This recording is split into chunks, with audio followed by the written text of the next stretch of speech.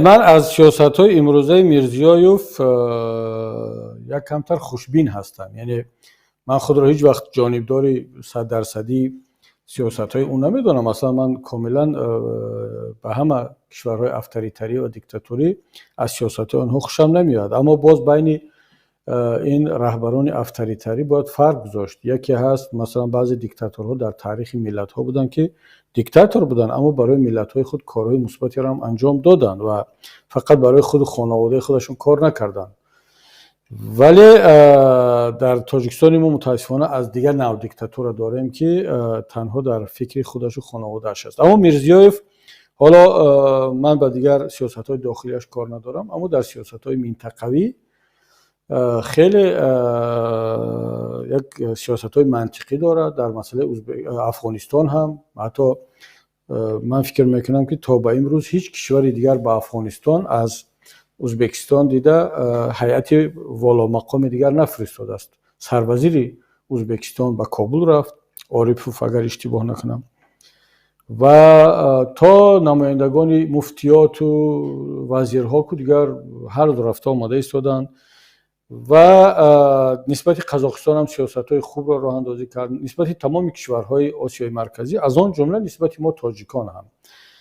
و من ببینید همین سیاست‌های اسلام کریموف و رحمان دو ملت را به مصیبت گرفتار کرد. خب خداوند یکی را گرفت، دیگری باقی مانده است و هنوز هم این مصیبت ملت ما دوام دارد. اما با رفتن یکی اسلام کریموف ملت ازبک یک نفسی تازه کشید در مسائل سیاسی، اقتصادی، فرهنگی، حتی در مناسبت با همسایگان. خب دیگر باید منتظر بود که یا خداوند دقیقاً همون لطف و مرحمت خود را که در ازبکستان نسبت ملت ازبک کرد با گرفتن اسلام کریموف در تاجیکستان کند، یا اگر خداوند این را واگذار کرده است به ملت تاجیک، باید ملت تاجیک خودش دست به کار شود و کاری کند که باز تاجیکستان هم مثل ازبکستان یک سیاست‌های منطقی را در منطقه راه اندازی کند. ببینید وقتی ازبکستان می آید و ابتکار عمل نشان میدهد، تشبث را به دست میگیرد و نسبت افغانستان، تاجیکستان، قرقیزستان، همسایگان سیاست‌های دوستانه برادروار را راه اندازی میکند که چرا ملت‌ها به کشورهای یکدیگر با پاسپورت و با ویزا بروند، وقتی که طول تاریخی که این ملت‌ها وجود داشتن از زمان مثلا سامانیان و غزنویان و سلجوقی‌ها و تا منقیطی‌ها و حتی تا شوروی هم،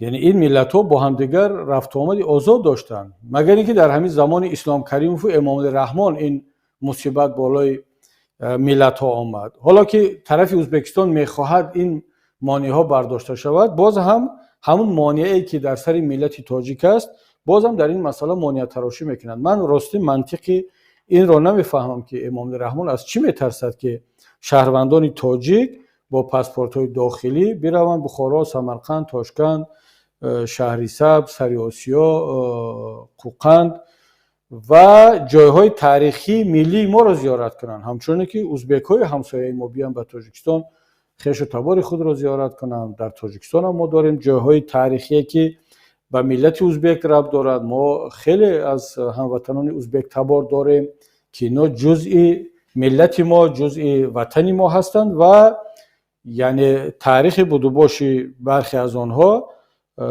شاید به 1000 سال کمتر و بیشتر نزدیکی دارد. بنابر همین منطق را من نمیبینم، ولی این را باید امام رحمان به ملت تاجیک البته از روی قاعده باید شرح بدهد، ولی او هیچ وقت قانون قاعده را رعایت نکرده بود که باز بیاد در این مسئله هم از روی قاعده دولتداری رفتار کند و به ملت شرح بدهد که دلیل لبیک نگفتن به تشبث میرزیایوف و رهبریت ازبکستان برای بدون پاسپورت سفر کردن شهروندان هر دو کشور چرا به این لبیک نمیگوید، من منطقش را نمیفهمم. اما یک چیز را میتوانم تخمین کنم که این همون ادامه سیاست‌های ترس از همه چی هست.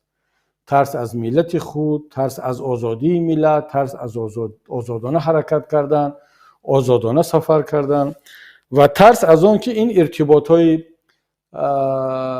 آزادانه تر دو ملت باعث تقویت ملت، باعث رشد و نمای ملت تاجیک می شود که در نهایت وقتی که ملت قوی می شود دیگر حرف یک دیکتاتور کمتر تاثیر دارد. شاید سبب اصلی در همین باشد.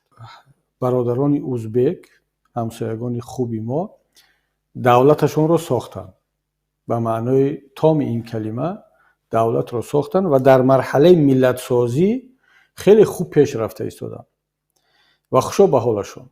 در صورتی که ما تاجیکان حالا درست که پرچم داریم، نشانهای دولتی رو داریم، پرچم شاید پرچم ما از پرچم ازبکستان هم بالاتر باشد، بلندتر باشد، پرچم داریم، کنستیتوسیا داریم، حتی پرزیدنت داریم، حتی پیشوا داریم که ازبک‌ها پیشوا ندارن. تمام این نشانه‌های رسمی دولتداری رو داریم، اما همچون دولت ما هنوز پورا شکل نگرفتیم، فقط با یک سبب. اون گروهی که در سر حاکمیت هستند تفکری دولتی ندارن. من بار دیگر تاکید میکنم تا روزی که گروه حاکم دارای تفکری دولتی نباشد ما دولت ساخته نمیتونیم. یعنی حتما ملت تاجیک نیاز به آن دارد که برای آن که ما دولتداری خود را به مرحله نهایی برسانیم به سر قدرت یک نفرانی بیان که تفکری دولتی دارند، تفکر قبیلوی، پیشوایی، خانوادگی باید نداشته باشند. پس ما در مقایسه با برادران ازبک خود هنوز به مرحله دولت سازی به معنای تامش نرسیدیم. چی رسد به ملت سازی؟ برادران ازبک ما دولت را ساختن، در مرحله ملت سازی قریب به اون مرحله نهایی رسیدن و ما ماندیم در همون حدی که هنوز هم دعوای پریمیتیوی داریم که بخارا و سمرقند تاریخاً شهرهای ما هستند. کسی در این شک ندارد. از ما این رو با کی میخوایم اثبات کنیم که تاریخاً بخارا و سمرقند و خیلی از جایهای تاریخی دیگر در نه تنها در ازبکستان، در منطقه آسیای مرکزی و ماوراءالنهر، در خراسان خب به تاجیکان ربط داشت، با ما ایرانی اصلها و آریان نژادها ربط داشت. ولی حالا ما این رو با کی میخوایم اثبات کنیم وقتی که خودمان کسانی را که برای استقلالیت و آزادی بخارا و سمرقند مبارزه کردند، جهاد کردند، شهید شدند یا هجرت کردند، آنها را قهرمان نمیدونیم. یعنی ما در دوشنبه نشستگی هایی که در سر حاکمیت هستند تا امروز قبول ندارند که کسانی که از استقلالیت بخارا و سمرقند و حصار و بدخشان و کولاب که اون زمان در اکثرا در امارات بخارا بودند، بعضی از منطقه‌های ما در خانگری‌های خیوه و قوقند بودند، اما اکثرا در امارات بخارا، وقتی که ما این مبارزان را که دشمن اونها رو باسمچی میگفت اما ما اینها را مبارز میدونیم، قهرمان میدونیم، وقتی که این را اعتراف نمیکنید، این را قبول ندارید، این دعواهای ساده لحظانه پریمیتیوی عصر گذشته درباره آن که سمرقند و بخارا و اینا با ما ربط داشتند چی معنی دارد دیگر؟ این حرفا اون وقت معنی پیدا میکند که خودت بیای که بله اون کسانی که از بخارا و سمرقند و از کلاب و از حصار تا لحظه آخر حمایت کردند، جان دادند، شهید شدند، هجرت کردند و تا امروز این پرچم را بلند نگه داشتن، فرق ندارد اون حالا ازبک بود، تاجیک بود، لقای بود، مسجاهی بود، حصاری بود، غرمی بود، فرق ندارد. او از وطنش دفاع میکرد، از همون بخارا و سمرقند و حصار و کلاب و از تاشکند و از ترمیز دفاع میکرد که یک وطنی مشترک بود.